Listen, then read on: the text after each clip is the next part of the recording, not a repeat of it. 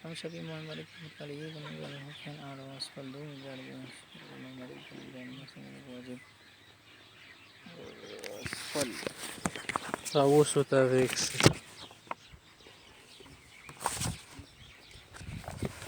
حدیث نمبر د مسره د چی متعلق ده مسألة هم دي الخفين طهارت متعلق حدیث ده حدیث پر میالو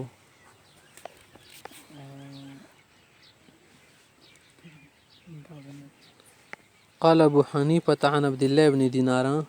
عن ابن عمر رضي الله تعالى عنه ابن عمر صاحب دا روایت کوي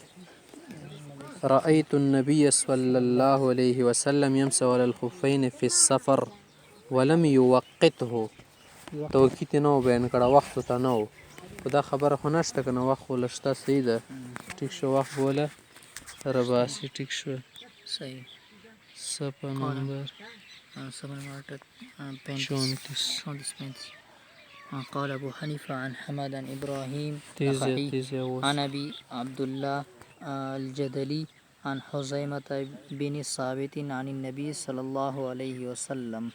أنه قال في المسح على الخفين للمقيم يوما وليلة وليلة ديكنا وللمسافر 3 أيام ولياليها لا تنزع خفيها إذا لا ينزع خفيه إذا لبسهما وهو متوزئ لا ينزع خفيه إذا لبسهما وهو متوزئ وفي رواية المسح على الخفين المسح على الخفين للمسافر 3 أيام وللمقيم يوما وليلة إن شاء إذا توزأ قبل أن يلبسهما قال أبو حنيفة عن سعيد عن إبراهيم التيمي عن عمر عن عمرو بن ميمون الأودي عن أبي عبد الله الجدلي عن حزيمة بن ثابت أن النبي صلى الله عليه وسلم سئل عن المسح على الخفين قال للمسافر 3 أيام ولياليهن دا ټولې مدلل دي خاکنه امام مالک صاحب ولنه دي توقیت شته ده وللمقيم يوما وليلة دغه خټول وختونو ولا بیانو کې شته د حدیثو کې قال ابو حنيفة عن الحكم عن القاسم بن محمد عن شريح بن هاني عن علي عن شريح بن هاني بن نشي عن شريح بن هاني حمزه وصل مزک نه یې ټکه عن علي عن النبي صلى الله عليه وسلم يمسح المسافر على الخفين 3 أيام ولياليهن وللمقيم والمقيم دي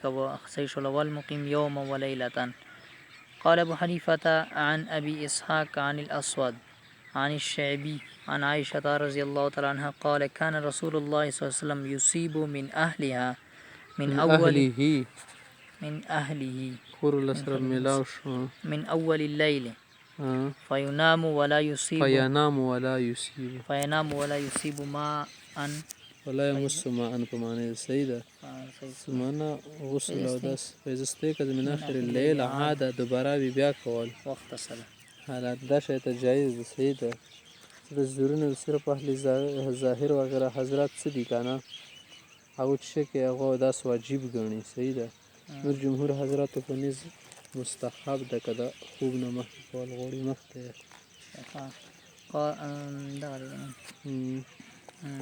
قال حماد عن أبي حنيفة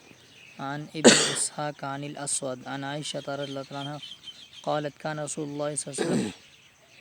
يصيب أهله أول الليل ولا يصيب ماء فإذا استيقظ من آخر الليل عاد واغتسل قال أبو حنيفة عن حماد عن إبراهيم عن الأسود عن عائشة رضي الله تعالى عنها قالت كان رسول الله صلى الله عليه وسلم إذا أراد أن ينام وهو جنب توضأ وضوءه للصلاة صحیح ده او دا څه کول صحیح ده بهتره طریقه. قال أبو حنيفة عن حماد عن إبراهيم عن رجل عن حذيفة أن رسول الله صلى الله عليه وسلم مد يده إليه فدفعها عنه فقال رسول الله صلى الله عليه وسلم ما لك قال إني جنب.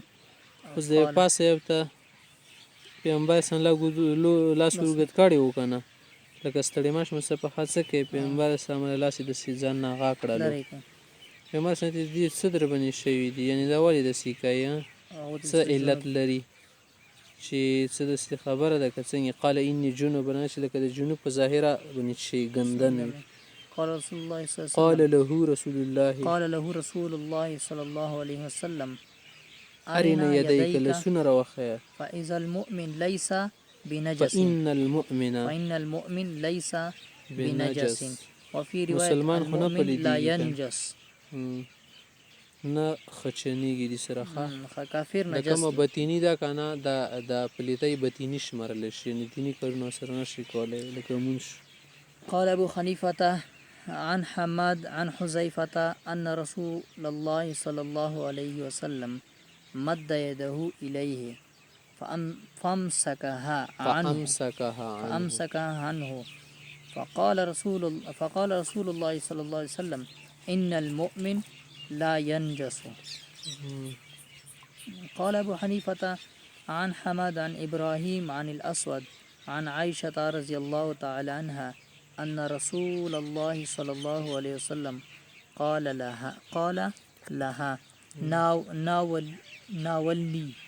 ناوليني الخمر تراك دغه دري د چټای راک دغه کپڑا راکا فقالت إني حائز ما ته حیز دی فقال إن حیزتك ليست بيدك تا تعالی سینه خلا طرفنه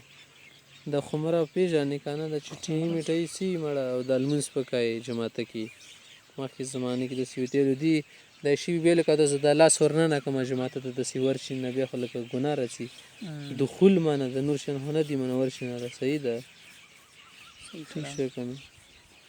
قال أبو حنيفة عن حماد عن إبراهيم إن حيزتك ليست بيدك دا منه ده کسه خیز تولوس کنه د خالار وستل دا منه ده نه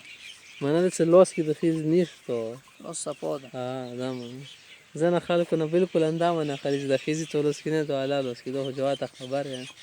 ده منه نه ده. قال أبو حنيفة عن حماد عن إبراهيم قال أخبرني من سمع أخبرني